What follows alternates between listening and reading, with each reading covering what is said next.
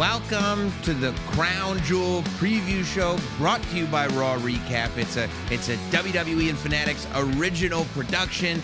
AJ Styles is going to be on the show with myself, Sam Roberts, with Megan Morant, and with our guest analyst. That's right. It's a big name show because Crown Jewel is a big name show itself. Ladies and gentlemen, Big E is with us. What's going on, E? Not much, man. It's good to be here to talk about all things Crown Jewel. Oh, yes. Now, look, a lot of people say a lot of things about title versus title matches, and sometimes they just end up being wonderful exhibitions where on this given night, you get to watch two of the best find out who is the better man or woman on that evening. But then sometimes they completely change in meaning. And I think that when you look at this Cody Rhodes versus Seth Rollins match, it goes so far beyond champion versus champion. It goes so far beyond the Crown Jewel ring. I mean, and to me, it feels like it's gotten very real in the sense that you pick up on the fact that whether this is a story or not, Cody Rhodes and Seth Rollins both want to be looked at as the guy in WWE, the person that this era revolves around, and the person that is leading WWE into the future. And it becomes very hard to go on television and say that about yourself, whether you're saying you're a visionary or a quarterback, if the other guy just beat you at Crown Jewel. Yeah, I think, let's not forget that Cody's propulsion, once he returned to WWE, to the main event was off the back of Seth Rollins. We're talking about his return at WrestleMania, that incredible pec tear Hell in a Cell match, and Cody was up 3-0 against Seth. And I think that Seth was kind of a few years ago, he was kind of in this position where he was a bit of the bridesmaid and not the bride at the time. Like, he's going on, having incredible matches. All these top guys are kind of building their momentum off of his back. Same thing with CM Punk as well. And Seth is kind of looking around as, okay, I'm still the man, but now these guys are getting those opportunities that I was vying for. But now, within the last 6 months or so, we've seen a Seth Rollins now who has Paul Heyman in his corner. He has the Bronze in his corner. We see a rejuvenated Seth Rollins. We see a Seth Rollins who is no longer the bridesmaid. We see a Seth Rollins who opens Raw, who closes Raw. He is the man. Same thing on SmackDown. Even though that's not his show, we see him on SmackDown closing the show as well. So I think this is such a great opportunity for Seth Rollins to prove that he is no longer going to be the stepping stone for other top guys. And that's kind of crazy to even frame it that way, as someone who has been a multi-time world champion, who has main evented WrestleManias. He's had all these incredible moments, first ballot Hall of Famer, all those things, a part of the greatest faction of all time, arguably in the Shield. But I think at Crown Jewel, Seth has a great opportunity to say, no more. I'm not going to be the guy who plays second fiddle to Cody Rhodes anymore. And I think a win in Perth is huge for him to prove that he is the guy in this era. Well, Sam, you talk about this getting very real. Yeah. And I think about the story of Cody Rhodes and his return to WWE. You can't tell that story without talking about Seth Rollins. You cannot have Cody winning the championship at WrestleMania 40 without Seth Rollins being his shield. But when you say real and real emotions, I think of the watch that Cody Rhodes gifted to Seth Rollins after WrestleMania 40. The fact that Seth had never worn the watch. This has been brought up on television, but in a very real way. This bothered Cody. He had Becky Lynch on his podcast. He was asking her, does your husband still have that watch? We know the deep personal connection that Cody Rhodes and Seth Rollins have, and the desire to be the face of the industry for the next 10, 15 years and beyond. And to me, that's what this match is all about. Yeah, and you wonder if it goes to E, to your point as well, when you go, it's not enough for Seth to be involved in these great matches. It's not enough for Seth to be a part of some of the absolute classics. He has to win them. Mm-hmm. And it does make me wonder if the watch thing, Cody privately gifted watches to everybody that participated in that WrestleMania 40 main event. And Seth was such a big part of that main event. But if you look at it a certain way, and I think Seth has evolved, yeah, but I think Seth has also decided I need to be selfish. Like that is sometimes what it takes, is being selfish, is not sitting there going, well, what's best for the company? What's best for the roster? What's best? And I think the last thing that Seth Rollins wants to be is a supporting player in the Cody Rhodes story. And maybe, and I'm putting words in Seth Rollins' mouth and I'm putting thoughts in his head, and he may disagree with this entirely, but to me, if Cody Rhodes gives me that watch and I acted as Cody Rhodes' shield, to me, that watch represents the grand award of being a supporting player in the Cody Rhodes story.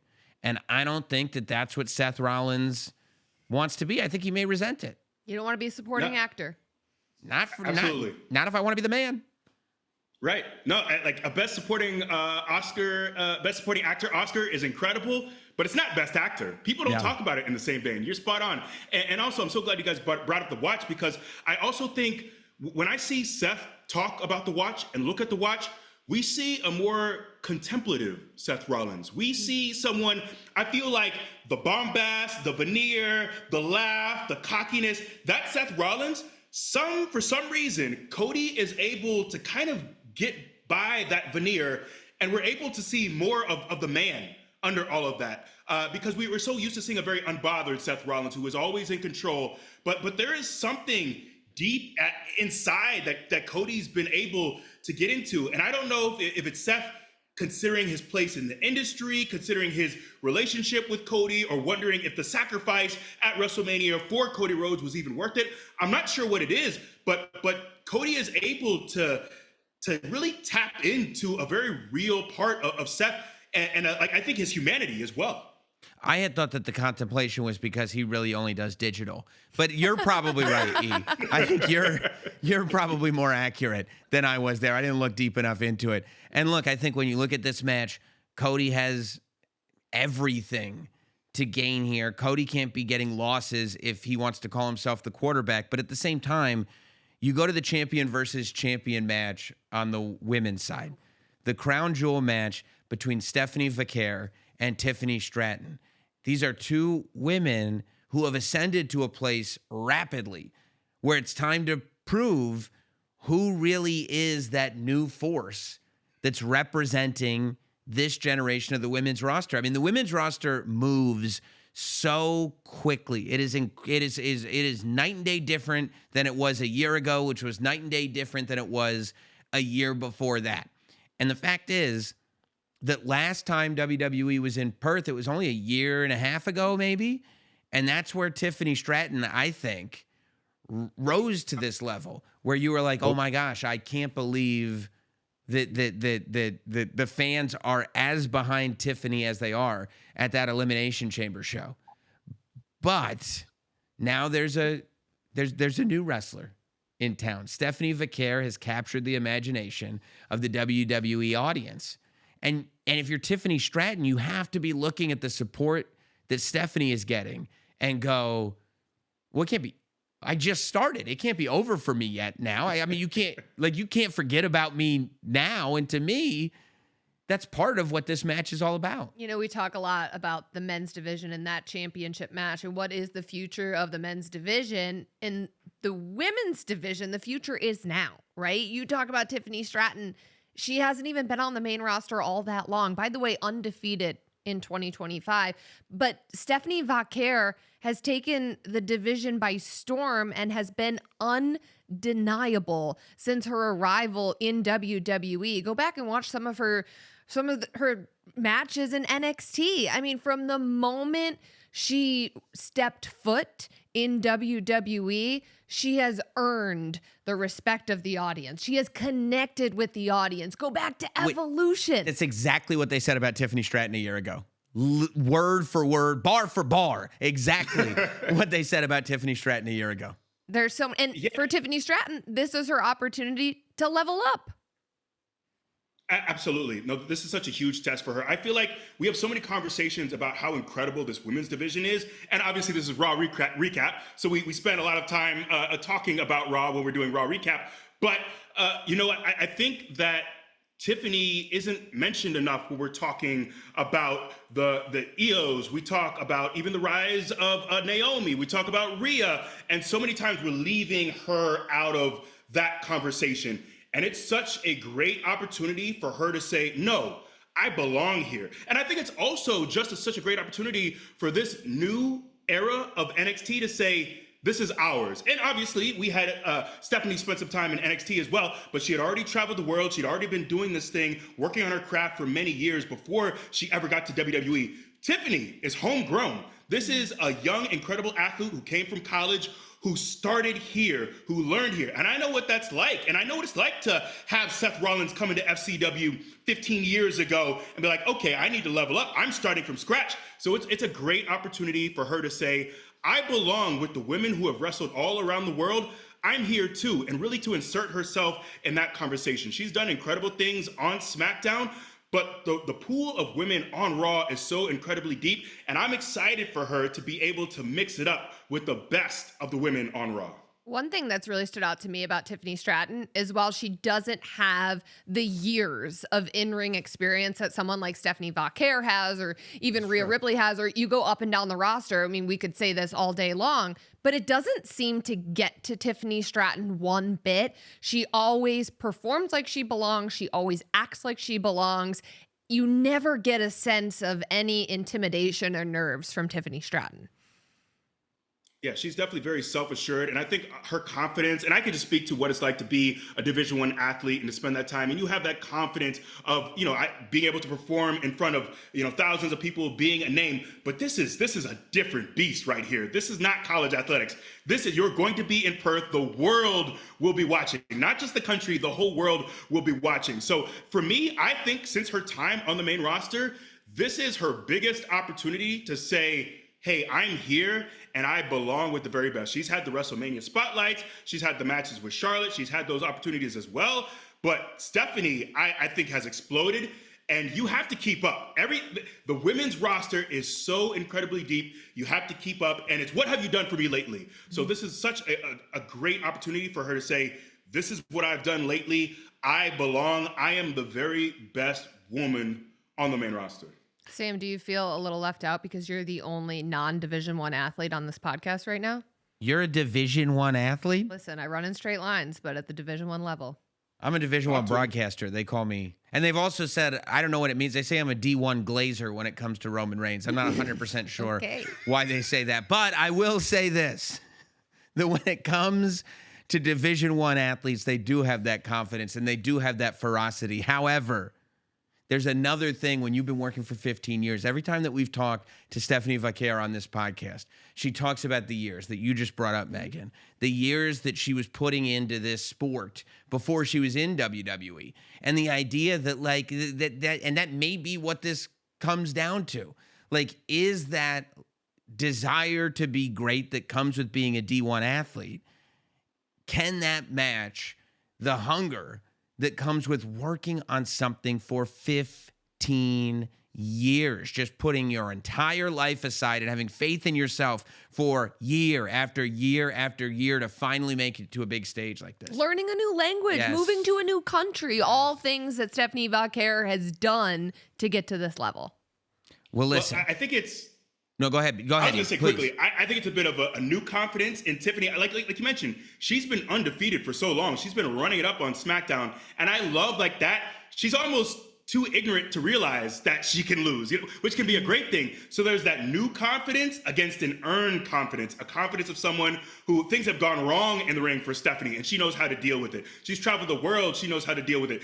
Everything has been thrown at her along the way in her career. And it's going to be that new confidence of Tiffany Stratton, who doesn't even understand that she can take an L, against the earned confidence of Stephanie. And I'm really excited to see those two clash. Well, how about what happens when you take the athletics of a D1, champion, and combine it with all those years of in-ring experience? You put your one up for the tribal chief, Roman Reigns.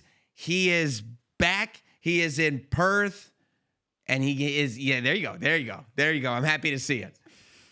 And it's Roman Reigns and it's Bronson Reed, one-on-one, This time, no rules, street fight, anything goes, which, I mean, when we've seen Bronson Reed in positions where it's anything goes, he literally tears buildings down. I mean, he crushes cars, he breaks through walls. It's incredible. But, you know, there's something different. There's Roman Reigns for so long, I think, almost took the victories, I don't want to say for granted, but it was assumed. He had a system built.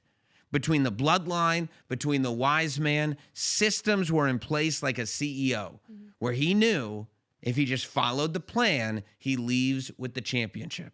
And the entire world for him has changed. And since he's been back, especially after the beatdown that he got post-match at Clash in Paris, there's a different energy to Roman. There's a different severity that he swings those chairs with when he has a reason to swing those chairs. When he has revenge in his heart, there's a different mode that Roman Reigns slips into. And for me, if it were anybody else, I'd say no rules, anything goes, street fights, that's Bronson Reed. 10 times out of 10, except this is the 11th time. Roman Reigns on a revenge tour is different, and I cannot wait to see what Roman Reigns does. I know this sounds wild to say, but as you're laying out the scenario here and given what happened to Roman Reigns in Paris, to me, this almost feels like a must-win match for the tribal chief. Yeah, I could agree with that.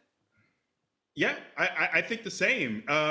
Although it's hard to bet against this man. But I also love, for the first time in about 5 years, this year we're seeing a more stripped down version of Roman. There is no advocate and Paul Heyman. There's no bloodline. It is just Roman. And I'm so intrigued to see or understand what his mindset is. The interactions with Jay are really interesting. This mentoring of, it almost feels like he's passing down jewels of wisdom. And right now I'm trying to understand for Roman where his mindset is. Is it championships? Is it giving back? Like, what, for someone who has done so much, what gets you out of bed? What gets you excited?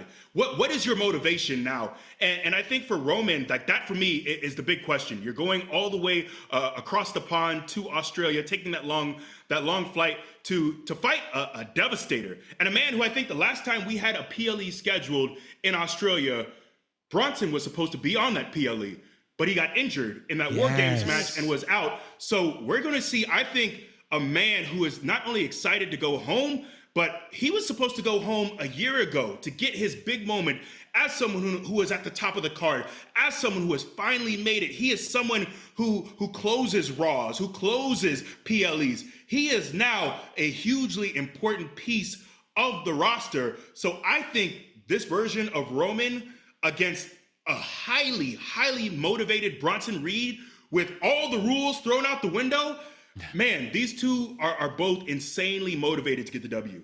And I think, too, to your point about what is that motivation for Roman, when you've achieved more, like you've overachieved on a level that nobody could have predicted, that is unheard of for this generation or really anything in the last 2 decades. What is the motivation that gets you out of bed? And I think that the answer to that question is probably the fact that he was disrespected. The fact that after everything, somebody had the gall, the audacity to not only knock him out, but to take the shoes. We laugh about the shoes, but he's wearing a Tribal Thief t-shirt. You only do that for one reason. That's to disrespect and to test somebody, right? That's ultimately a test. If I can get away with doing this to you, you're done. And the rest of the locker room is going to see that, and the fans are going to see that and go like, oh, okay, that was an era. That was a Roman era, and we're past that. And I think that now Roman's in this place where he does have something to prove, which is don't take my sneakers. But like you're spot on, and we've never seen Roman on the back foot or on the back shoe like this either. We've never seen people make a fool out of him. We've never seen any of those things. So I think for him, just like making sure people know, like, you might not see me every single week on every single show, but I am still the guy. And I think beating Bronson Reed in this incredible match, in this a very brutal match. I know it's going to be brutal. I think beating Bronson solidifies that he is not in the passing the torch phase. He is not in the let me do my song and dance and wave goodbye. He made it very clear a few weeks ago that I plan on having a big year this year and a big year next year. There are plans. And I think for him to keep those plans in motion, if we expect to see Roman in the title picture again, he has to get it done in Perth. I also wonder how Bronson Reed is going to react when he's home and he's a main eventer and he's in front of his people and he finally gets to do it.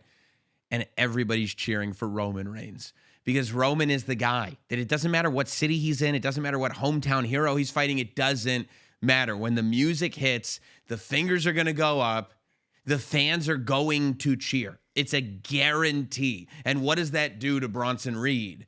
That even with him being the guy, and how many people come from that part of the world and make it in the WWE? A small handful. And still, Roman Reigns has captured the imagination of the audience on a level that all of that gets canceled out.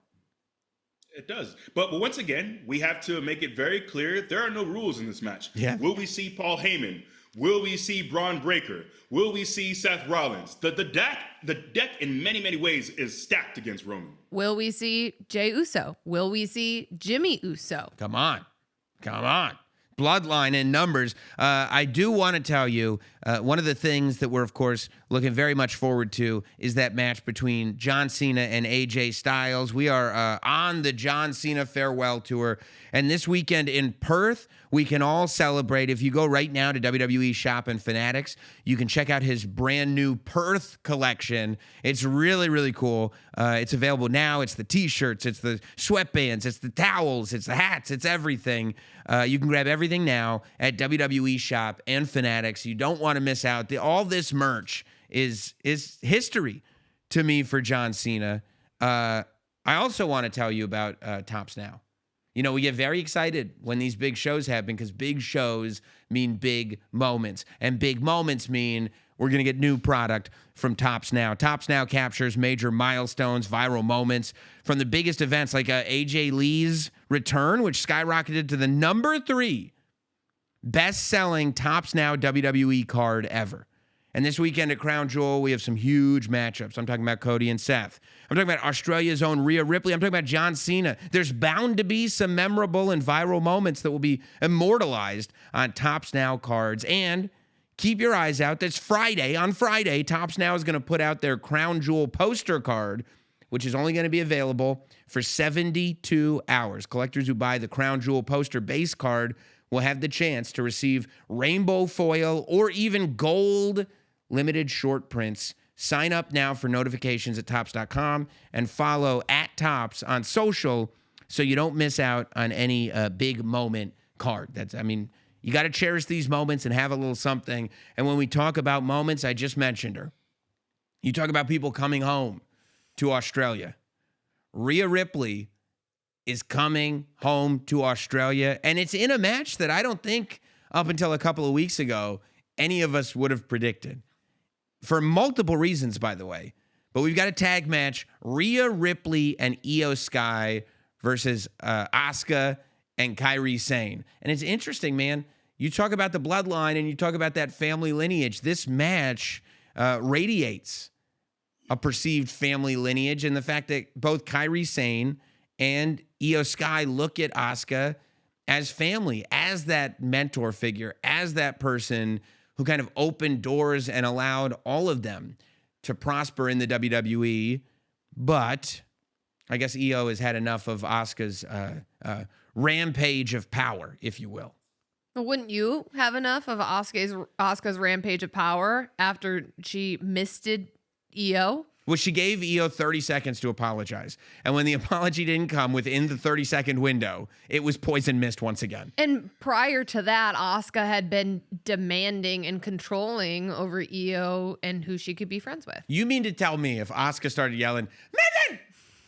I would listen to Asuka. That's what I thought. 1,000% Most people would. I would be just like Kairi Sane, who is listening to Asuka. But we've seen Kyrie have a little bit of an emotional response to that as of late. We saw her backstage talking to Io Sky, telling Io they can still be a family, and really tugging at the heartstrings of Io Sky. And then there was that moment on Raw where we saw Rhea questioning if she can trust Io in this situation. And I think Rhea has every right to question that, given how deep this relationship is between Kyrie, between Asuka, and between Io Sky.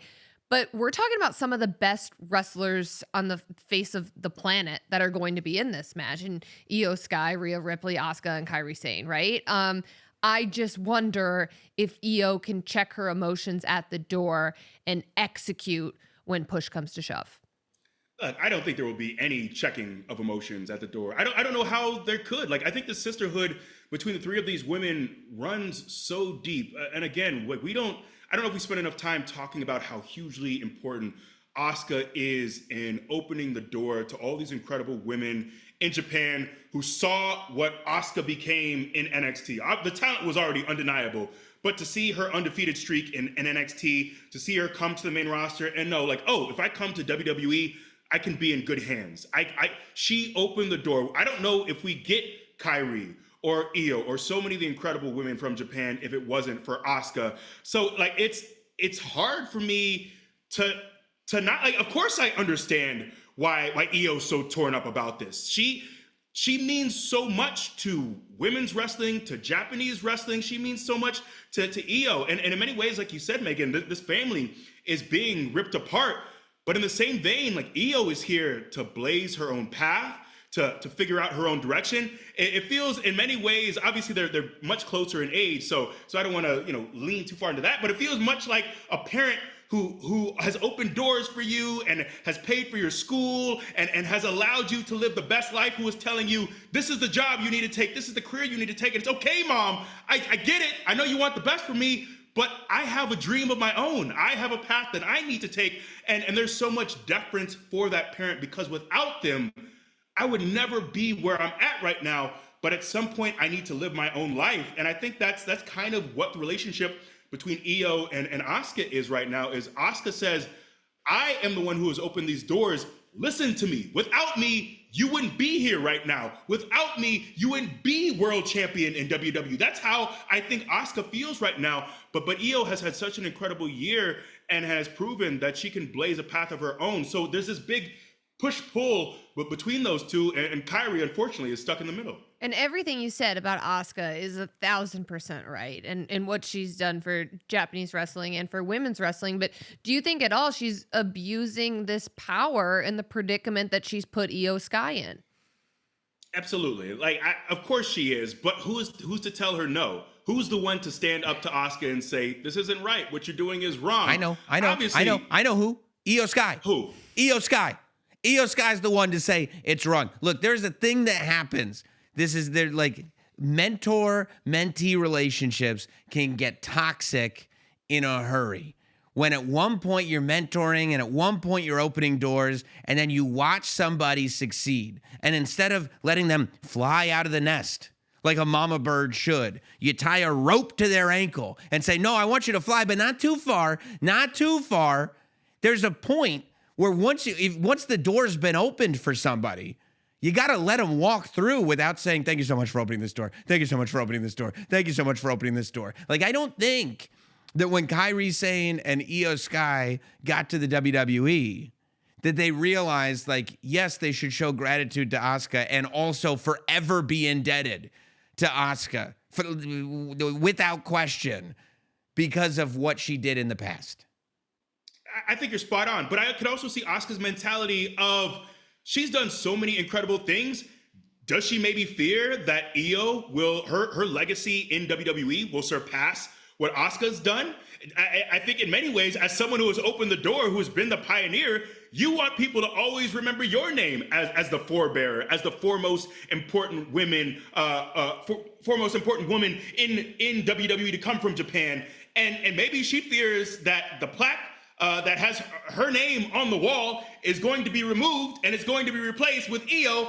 And then in 5, 10 years, are we talking about the importance of Asuka? Maybe we're just talking about Io. So I think a lot of it is also this legacy. While Asuka was out with injury, while she was working on rehabbing, here's Io just continuing to climb and build and have world title opportunities. So I get it, Sam. I think you're spot on, but I don't think Asuka sees it that way. And then we have to talk about the dynamic of the team of Rhea Ripley and Io Sky. Now, this is a team that 6 months ago, if we would have said Io and Rhea are going to be teaming together, I would have said, how?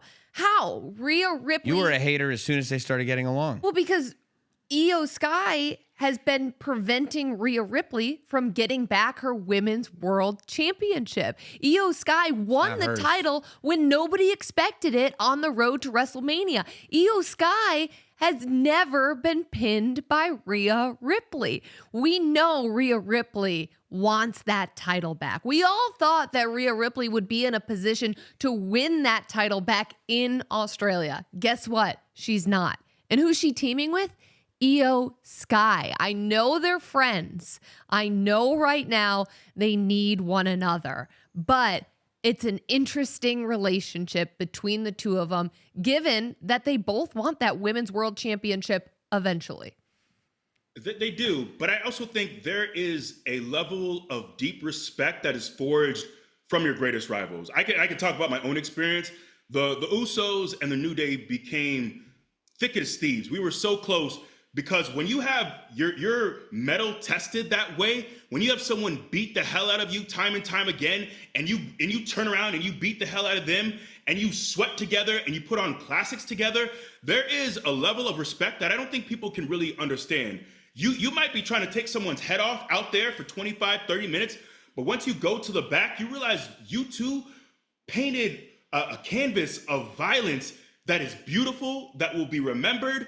And in those moments, that bond is something that I think a lot of people who don't go through that struggle to understand. And I think you're spot on, Megan. Like, obviously, it's still about championships. This is not about friendships or holding hands. Like, this is still about Rhea trying to be the very best and Io being the very best. But I think their match at Evolution, their match at WrestleMania, what those two have done every time they step foot in the ring, a level of respect and admiration has been forged that I think few people can truly understand.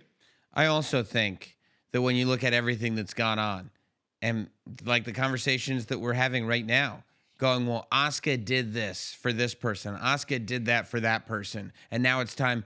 Asuka, something's awakened in Asuka where she's like, wait a minute, are you talking about me in the past tense? Did you think I was done? Do you think I'm done? Do you not realize that to this day, I'm one of the best current active women's wrestlers? And I think she's got that fire back under her, that fire that said, like, nothing's changed since I decimated the NXT roster. Nothing's changed since nobody was ready for Asuka. And if you've forgotten that, that's on you, but I might need to remind you. And look at her in the ring. She hasn't lost a step.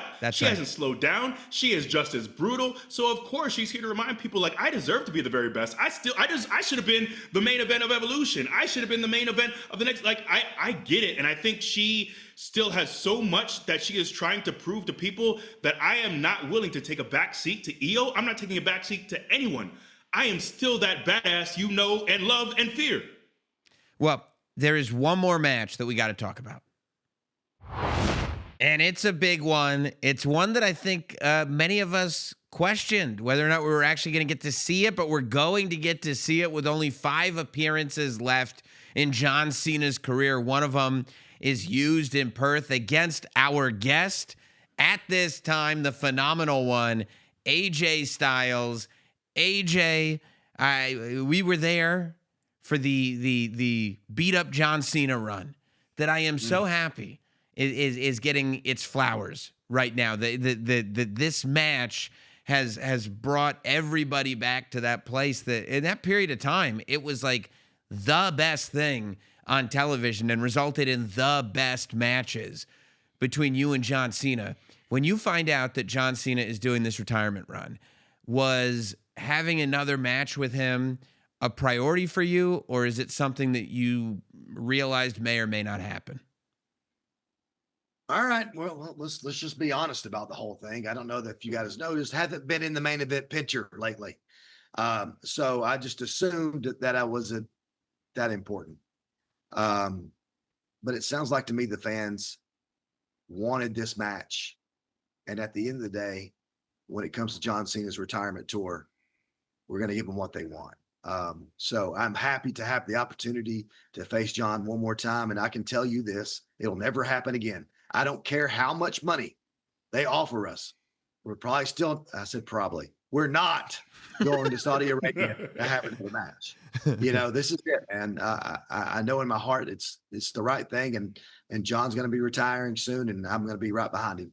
It's just the reality of two guys who have busted their butt for so many years and busted their bodies at the same time. It's time. So when you AJ, go, I was going to ask real quick, when you go into this and you talk about the fact that like John Cena's only got to the end of this calendar year, and you've been pretty public about it being close to the end of your run, but also been public about the fact that you haven't been in the main event scene for some time. Do you go into this looking to prove people wrong? Is this the match that when you put it in that context, do you realize that it's time to use absolutely everything that's in the tank because maybe there's no tomorrow? Well, I'm going to do that anyway, regardless of the match. I can tell you this, when we're done, you will know that we'll be left all out in the ring. If this is what the fans want, we're going to give it to them, and there'll be nothing left.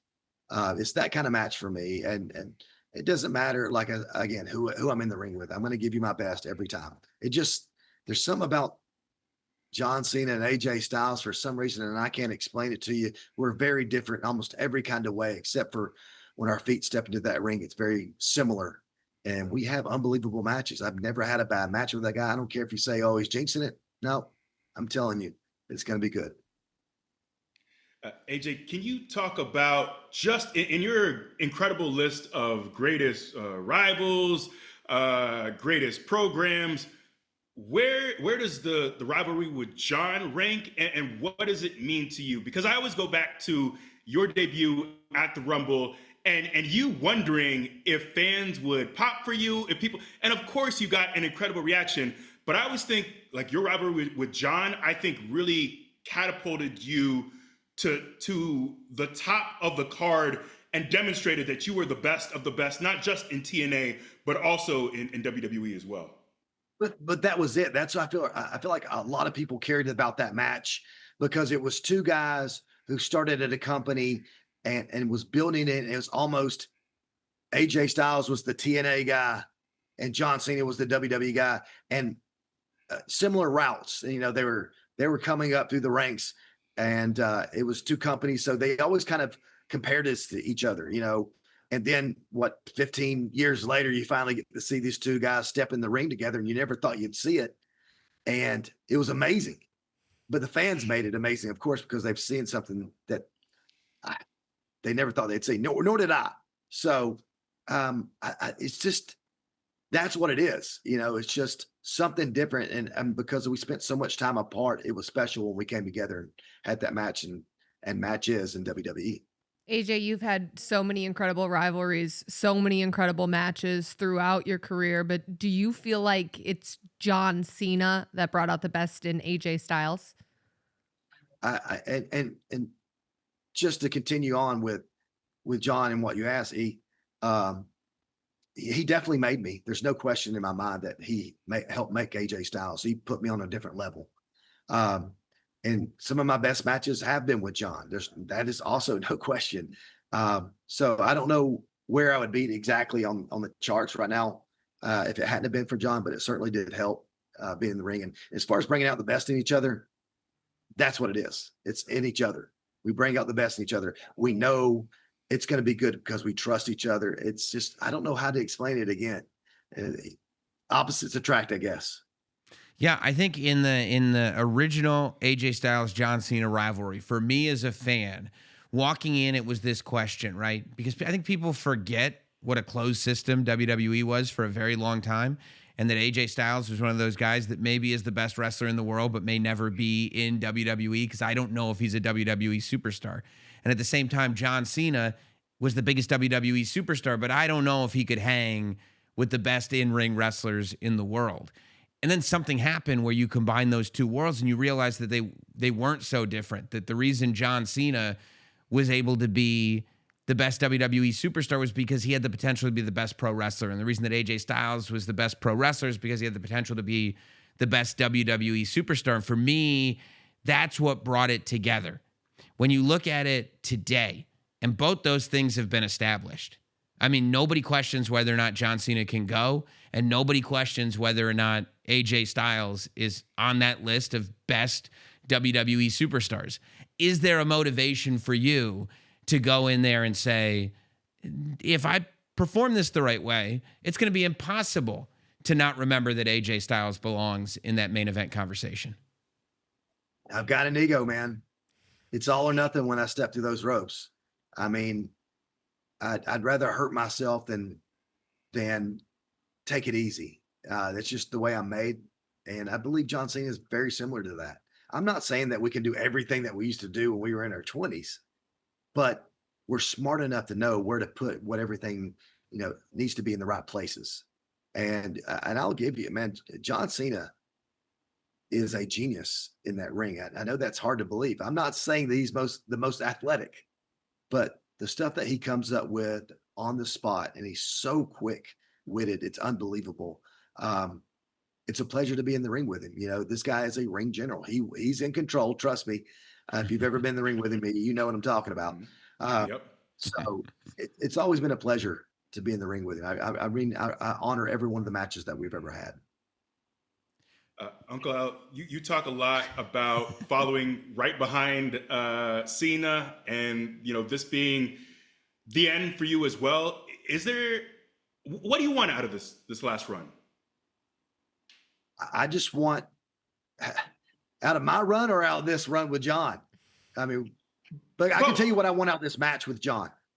Yeah, I want people to go, oh my gosh, that was unbelievable. We got everything that we wanted in that match. This is exactly what we paid for. And in that sense, everybody wins. Everybody wins. And that's what I'm hoping to get out of this match. I just want everybody to win. What did you think on the retirement tour when John Cena whipped out that Styles Clash? When you saw in the match with Logan Paul, all of a sudden you start seeing familiar moves and boom, a Styles Clash gets hit. What goes through your mind? He didn't call me. He didn't ask if he could use it. But, with everything that he's done for me, I took it as a compliment. And even he said it on the interview, it was, showing how appreciation. And so, mind you, it's never going to be an AJ Styles Clash. So I forgive him pretty easy. I love that. What'd you think when you saw John Cena do it? It was good. I could have done it better. I mean, AJ, you said it yourself. You didn't think that this match would happen on Cena's retirement tour. So when you see all the fans tweeting about it and you hear the desire of the WWE universe to have this match, what are you thinking? Because like I just mentioned, you said you didn't think this match was going to happen. Well, I thought it was just people on my Twitter or X page that they were like, we want you and John Cena. I'm like, of course, like you like me, of course you want that. I get it, but it's not going to happen. And there was almost a time where it was said so much. I was like, I had my phone out. It's not going to happen. Just chill out, but here we are.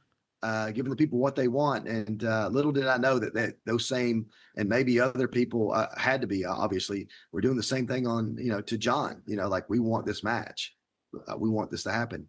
And here we are making it happen. Well, man, I can't wait for it. I can't tell you how much we appreciate you taking some time out of your day to talk to us as we preview this show.